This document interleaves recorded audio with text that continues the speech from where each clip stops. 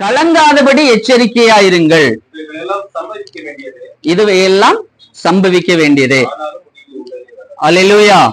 கலங்காதபடி எச்சரிக்கையா இருங்கள் அப்படின்னு நமக்கு வேதம் சொல்லுகிறது. எச்சரிக்கையா இருங்கள். இப்ப இன்னைக்கு நிறைய யுத்தங்களின் செய்தியும் கேள்விப்படுவீர்கள், பூமி எதிர்ச்சியை கேள்விப்படுவீர்கள், கொள்ளை நோய்களை கேள்விப்படுவீர்கள். அதை குறித்து எச்சரிக்கையா இருங்கள் அப்படின்னு வேதம் சொல்லல. எதை குறித்து வேதம் எச்சரிக்கையா இருக்க சொல்லுது வேதம்னா, கலங்காதபடி எச்சரிக்கையா இருங்கள். அல்லேலூயா. அப்ப இந்த உலகத்தை நம்ம போன முறை பார்த்தோம், ரெண்டா பிரிச்சு. இந்த உலகம் ஒரு பக்கம் இருக்கு, அந்த உலகத்திலிருந்து வேர் பிரிக்கப்பட்ட நாம் இந்த சபையில சேர்க்கப்பட்டிருக்கிறோம்.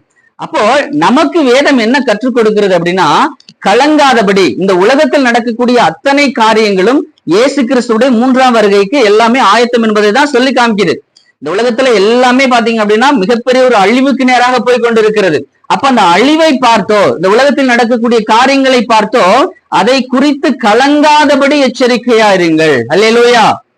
அப்ப நீங்க எதை அப்ப நான் எப்படி இருக்கணும் அப்படின்னா, எனக்குள்ள ஏதாவது ஒரு நம்பிக்கை இருக்கணும். அப்படித்தானே? இப்போ இஸ்ரவேலுக்கும் பாலஸ்தீனாவுக்கும் போர் நடக்குது. அங்க நெதன்யாகு இருக்கிறார். அவர் அந்த நாட்டோட பிரதமர். அப்ப எவ்வளவு குண்டு அந்த தேசத்துல போட்டாலும் அவருக்கு ஏதாவது பதட்டம் இருக்குமா?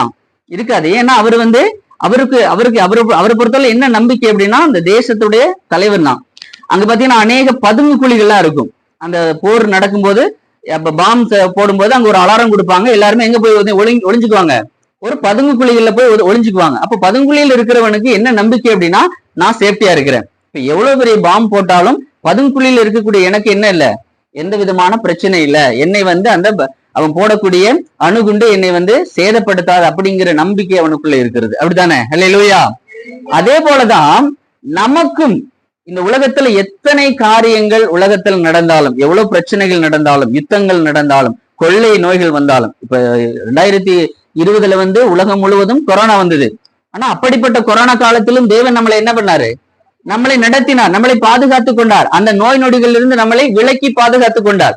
அப்போ நமக்குள்ள ஏதேனும் நம்பிக்கை இருக்க வேண்டும். அப்படித்தானே? இந்த உலகத்துல இருக்கிற மனுஷனுக்கு அதெல்லாம் பார்க்கும்போது கண்டிப்பா பயம் இருக்கத்தான் செய்யும். ஏன்னா அவன் பக்கத்துல அவனை பொறுத்தவரையிலும் இது என்னவா ஆகுமோ, இது குறித்து அது அடுத்த லெவல் எப்படி போகும் அப்படிங்கிறது யாருக்கும் என்னமே தெரியாது. ஆனால் தேவ பிள்ளைகளாகி நாம், சபையிலே சேர்க்கப்பட்டிருக்கூடிய நாம், நமக்கு ஏதேனும் ஒரு நம்பிக்கை இருக்க வேண்டும். அப்ப இந்த உலகத்தில் நடக்கக்கூடிய எதை குறித்தும் கலங்காதிருக்கும்படி எச்சரிக்கையா இருங்கள் என்று வேதம் நமக்கு சொல்லிக் கொடுக்கிறது. அல்லேலூயா.